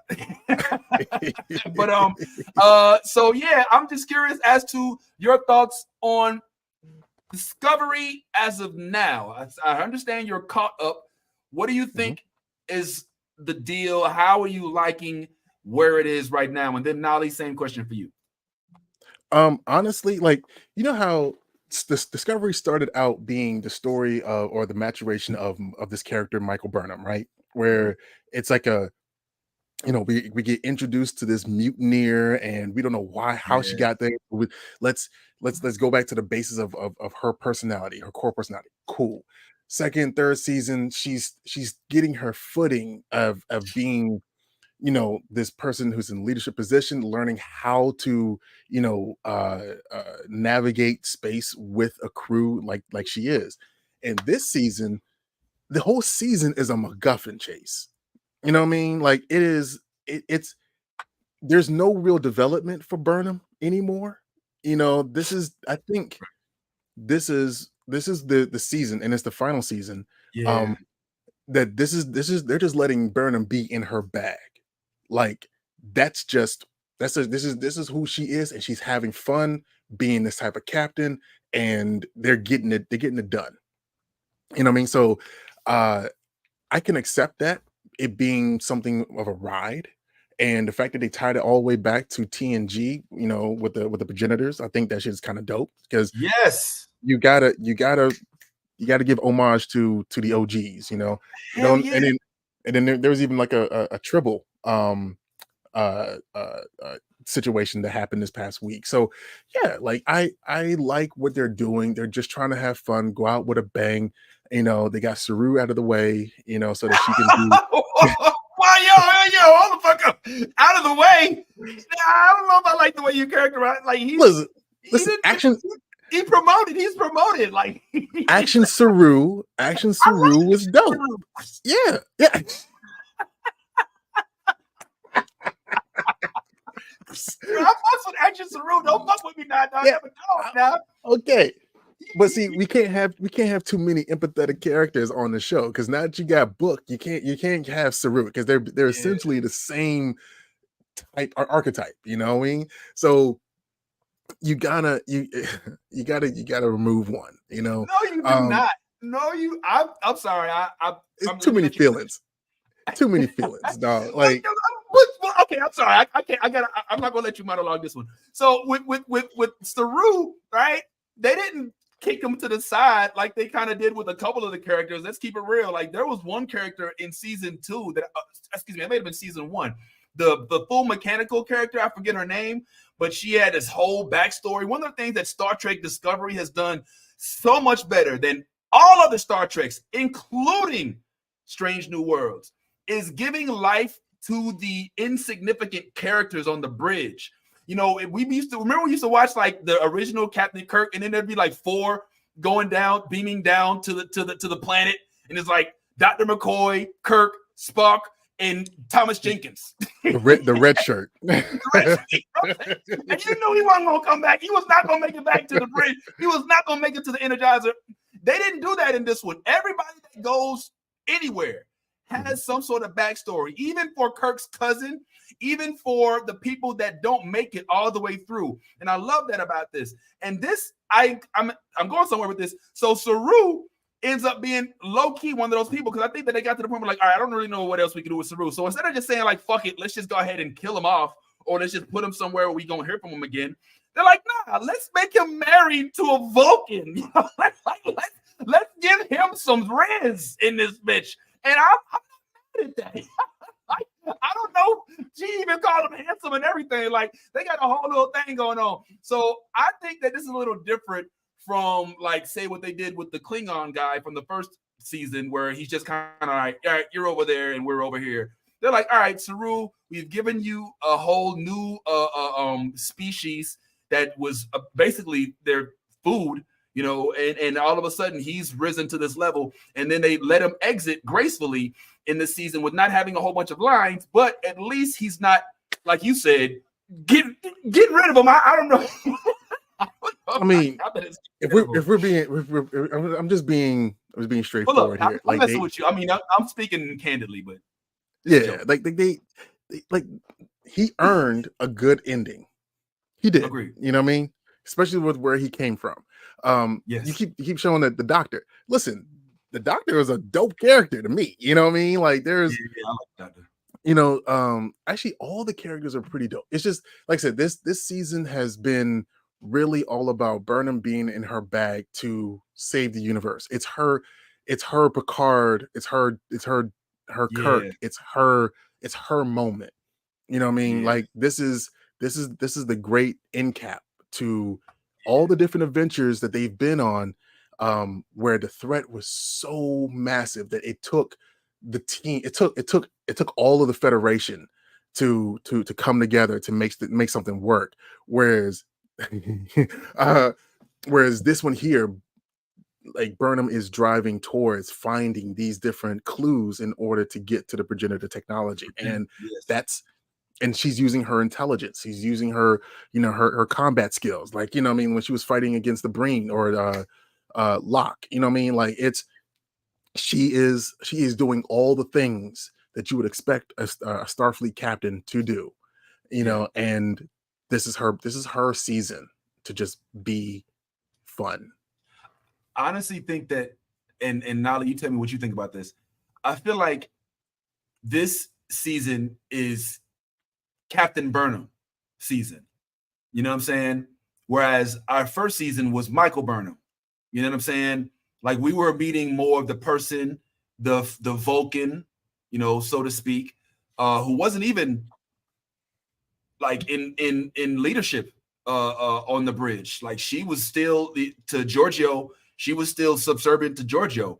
And unfortunately, things went the way they did. She was a prisoner. They basically had her on probation. And so we got to see her rise to the captain's chair, which is another thing that they like. I don't know if you've noticed in this, but thematically this season, it seems like redemption has been a huge theme. Redemption for Book, redemption for Michael, redemption for that one captain on the bridge who I can't remember what his name is, but the one who looks like he was a Romulan, but he's not a Romulan. He's the one who hates everybody. He was the one that's okay, yeah. Yeah, you know what I'm talking about? So like redemption is a big thing for this particular season.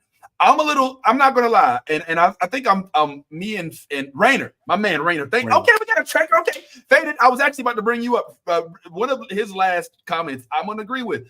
Book is a disappointment, and I hate the fact that he is. Nolly, do you think Book is a disappointment as well, or do you think what is he holding his own? What's your thoughts on the Book?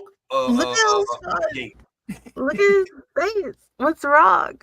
I mean, he's a guy. Yeah. I mean, if you like Book, if you're just into him, sure. But I was a little over the whole romantic part, even though I know that that's what Star Trek does. There's Kirk and Uhura. There's Troy. There's a Crusher and Picard.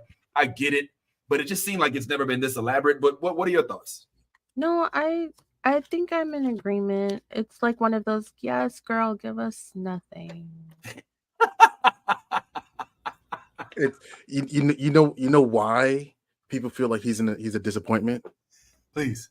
Why? It's the inherent another black man chasing after a white woman. Ooh. But Book, he's not chasing after a white woman, no? Oh, is it because like in real life? Who is Maul?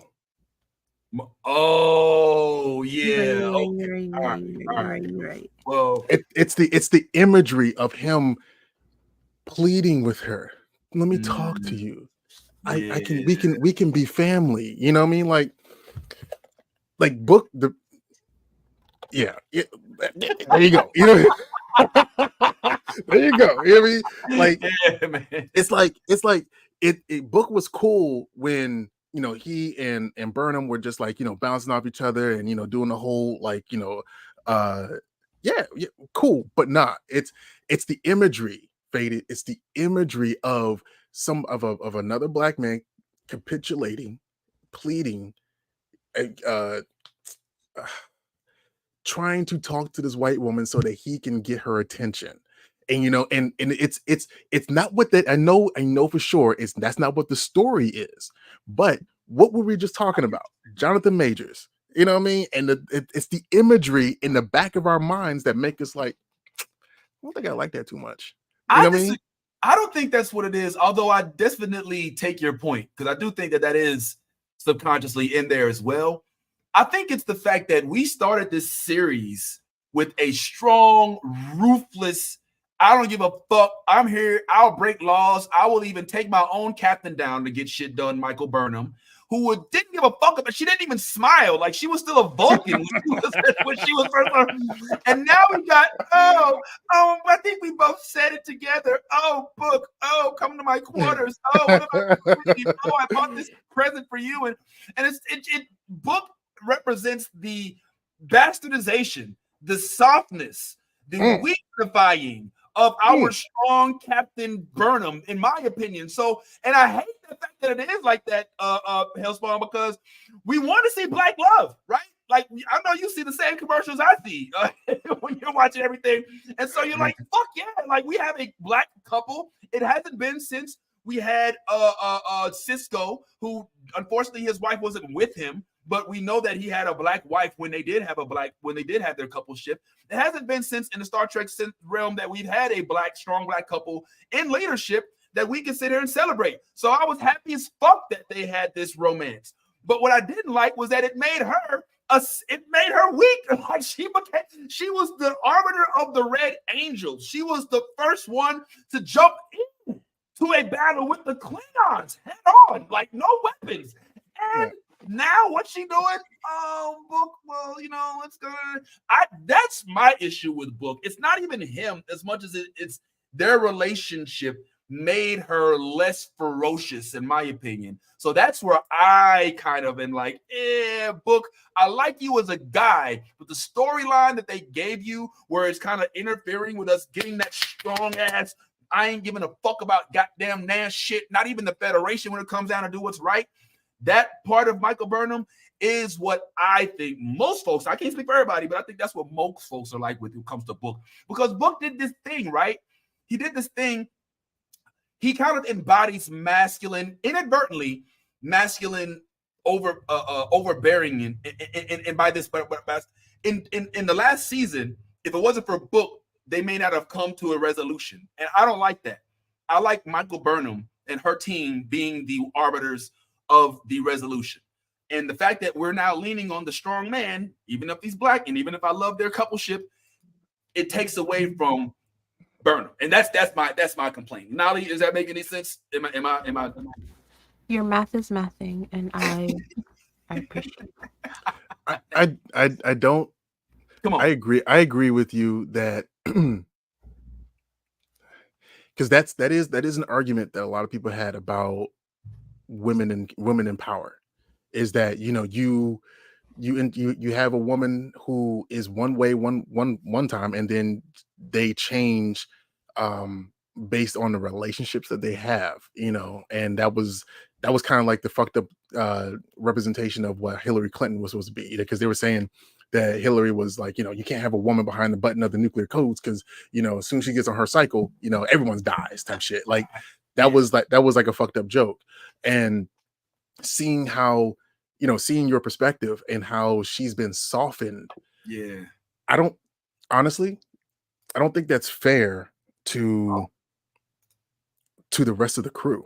You know what I mean? Because if she didn't, and this is actually one of the episodes that happened where she was trying to get Raynor to trust the crew, is because she had to learn how to trust other people other than just herself to get a job done.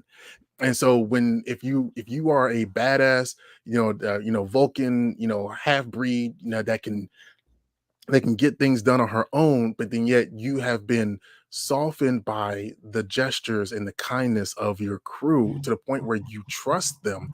You can't lay that all at the feet of Book or her relationship with him. That's disingenuous to everything that you said in the beginning, which is we got a chance to learn who all the insignificant characters are on the bridge because we are endeared to them just the way that Burnham was. And so she is a result of that writing. So don't put it all on Book or her love for him. That's giving too much power to him and giving too little power to her. All right. I guess I can see that. I guess I was just so in love with Michael and her mom. The Red Angel season was everything to me. Like everything. When do you get space travel and time travel? Time travel. Get the fuck out of here, man. So I'm just gonna say that. But I see what you're saying, and you're right. Like she definitely has brought on the cast. And so as much as I could go on about that, we need to have a Star Trek episode one day. We need to just geek out on Star Trek because there's not enough time on this panel, in my opinion, for us to really go where I really want to go, especially in preparation for Section 31, which I know you're probably just as excited. Go ahead, Nolly. What are your thoughts? No, yeah, I think Star Trek needs like a whole episode. LeVar Burton, if you're not busy. Hold on, go ahead, tell them. Not with the look. Not with the look. If you are not busy, I know I've done jumped in your DMs a little too much, but it's just a dream of mine. And if you find it in your hearts of hearts to make some little room in your schedule. Yes, we definitely. You have my contact info. Yeah. And one of your friends said that you should holler at us. So don't forget, LeVar. Well, listen, I know butterflies in the sky, but we can fly twice as high, and I'm high right now. So listen, do y'all do all the casting? Like, do y'all do all like the reaching out, the booking for the celebrities that y'all get? No, but we need to have a talk about that, sir. Okay, because I know the fuck. What did I do? I know if I do this, they give me the heart, right? They the heart. You did you. I don't know where the gang signs bring the balloons, but it is what it is. I do definitely want to get your expertise on that. But before we start wrapping up, because we're starting to run low on time, there's a couple things that I wanted to make sure that we definitely had a chance to discuss. Now, I know this is a quick mention. Y'all don't have to talk about it, but Black Doctor Who is here to stay. Fuck what the world says. All right, I'm here for my man. And once he gets his justice, because let's not forget, all right, there was a woman, they gave a whole bunch of shit to Jodie Whittaker when they gave her the mantle and she was brilliant. She was one of the best fucking Doctor Who's since David Tennant. I don't give a fuck what y'all say, and I didn't mind Matt. Matt was really good, but he was only there for 2 seasons, and then he left. Peter Capaldi decided 2 seasons was too much as well, and I even like the fact that they're still giving love to our lost Doctor Who was the black woman who was the original Black Doctor Who, but it's all good. We'll take you for being here, Tessie, and we're gonna watch the whole season, which is streaming live now on Disney Plus. So go ahead, for those of y'all, if you're new to the world of Doctor Who is it's a ride, all right. It's a great show. It's honestly one of the best shows. Like, I don't know why it took so long to start watching it, but when I started, I was like, why'd you hold yourself back? Yes, look, I don't know why people sleep on Doctor Who. Like, look, Hellspawn is tuned out. Like, he's checking his Tinder now. Checking his stocks. He's checking his. But yeah, like Doctor Who don't get the love I think it deserves. We don't have to get into it right now, but we're definitely going to be bringing into the fact that Doctor Who is now black. Which Nolly, this whole time they've been. You know what? All right, for those that are watching, by the way, thank you for watching Twitch, YouTube, Facebook. What's the other one we do? YouTube, somewhere. Twitter, whatever. Twitter. Thank you all for watching. Please like, share, comment this with your friends so we can increase our viewers, so we can even have more for the live conversation. I want to shout out to our Lisa and Faded, who have been very instrumental in this particular in this broadcast. But I also want to say, like, we don't talk about Doctor Who a lot, and a lot of that's because I was given that same thing, Nolly, like with 007, like, oh, James Bond can't be black because he's supposed to be a secret, they make it's like no. You can have a black James Bond, you can have a black 007, and I was saying the same thing with Doctor Who. Like, oh well, Doctor Who goes all the way through history. What happens if he goes to the 1800s? Like, well, yeah, there were black people in the 1800s, and there were smart black people in the 1800s. It's about time we stop letting them dictate what we can be included in, and Doctor Who is one of those things. So I'm just going to get off my soapbox and say that real quick. But yeah, man. In addition to this, my man.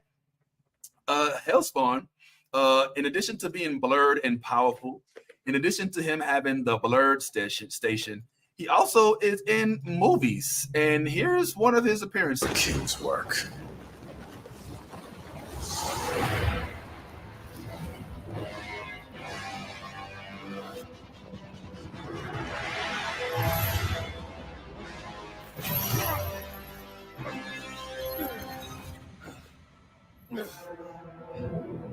Spawn.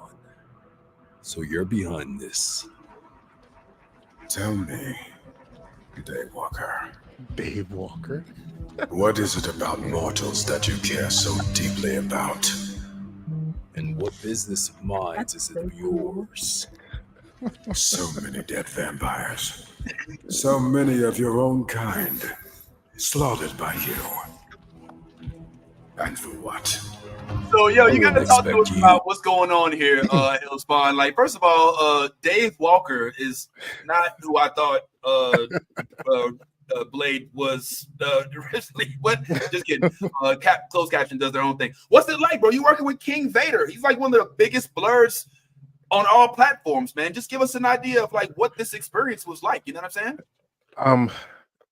It was fast. It was like a 1-day shooting situation. So yeah, I got a text message from my boy Eric Moran, or the Smoke 007 on Instagram, and he was like, listen, Vader's looking for a Spawn, and I have the comic book version suit, and you have the movie version. So I told him to like I'm gonna give you his number, and y'all talk. I was like, all right, cool.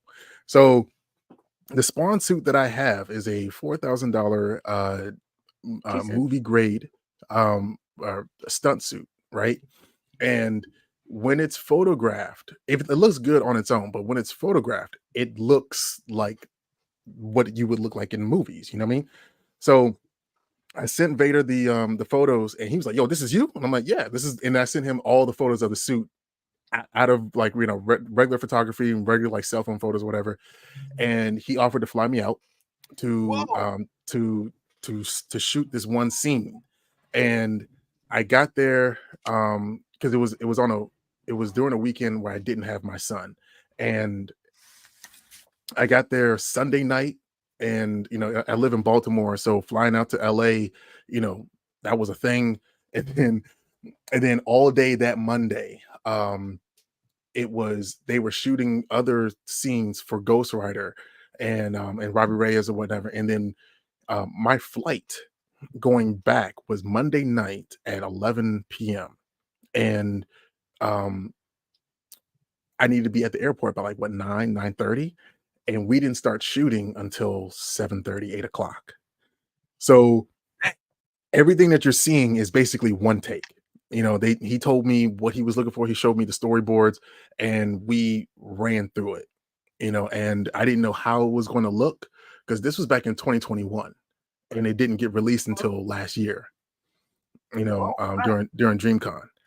So yeah, this was an experience, and like honestly, like I'll claim it. Like this, I am the spiritual successor to Michael Jai White as Spawn, because no one else has been in this version as this character in a Hollywood film, other than me. So, I'm gonna claim that because What's it like working in a movie for somebody such as yourself who's done a lot of different skits and things like that, but now you're dealing with special effects that are going to be put in post, so you don't have any idea. They're telling you do this, and you're just like, all right, and you have no idea what it's going to look like. Like what are they like? How do you envision what to even mannerize? Do you see my room? Like this was He was born for this.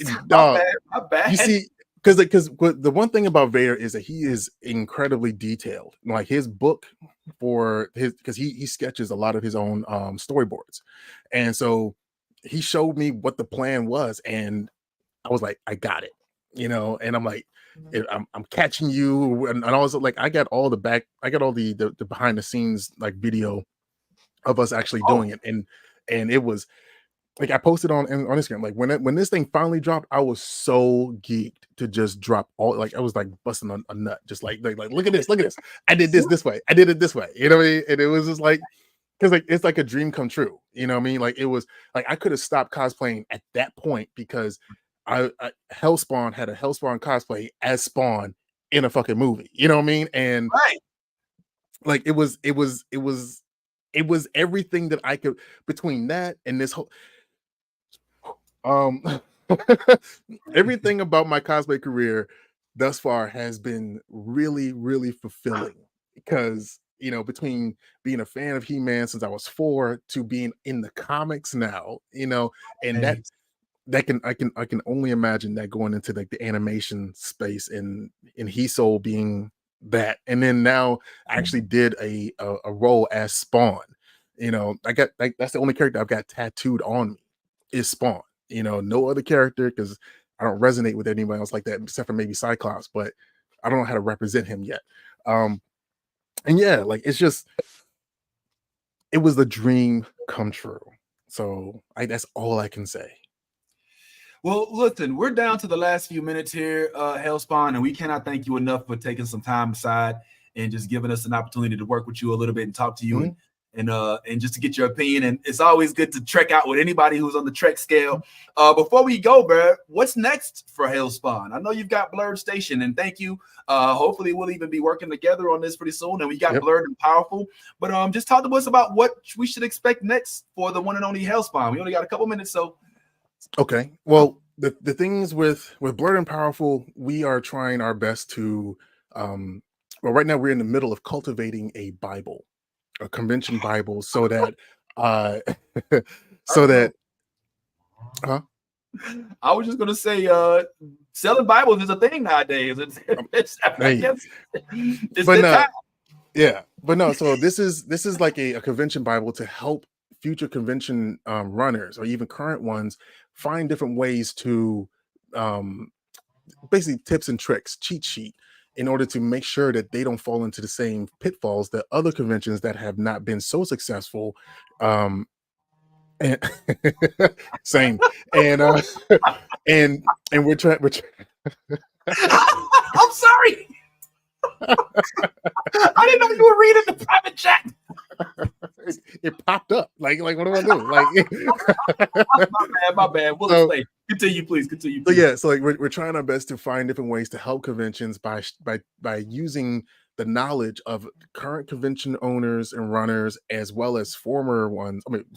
As well as other professionals that are in the business. Bringing a bunch of different ideas to help people navigate the space.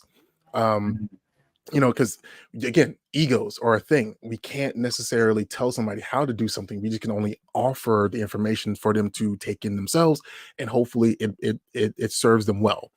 As far as Blurred Station is concerned, what we're working on right now is like there is a documentary that I sent you the outline for. Yes. that we are cultivating, and is based on the industry pay disparity. We've heard so many different conversations from Taraji Henson to Viola Davis to Terrence Howard, about how we as Black people get paid pennies on the dollar compared to our white counterparts within these films, and then it's even worse for Black women. And we actually have at Blurred Station a model that would create the same type of environment that the Tom Cruises and the Robert Downey Jr.'s create when they're able to get money on the back end. So when we're looking at our talent, they need to be paid what they're worth.